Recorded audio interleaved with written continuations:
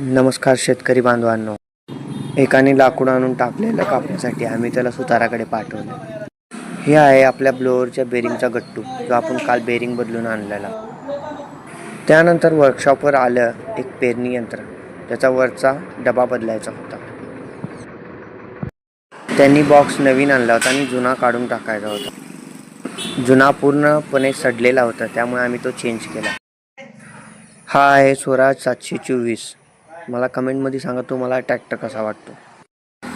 पेरणीची आम्ही पेटी बदलून घेतली आणि पूर्णपणे लेवलमध्ये वरती लावून घेतली. जुन्या पेरणीची अवस्था खूपच खराब झाली होती, त्यामुळे ती आम्ही टाकून दिली.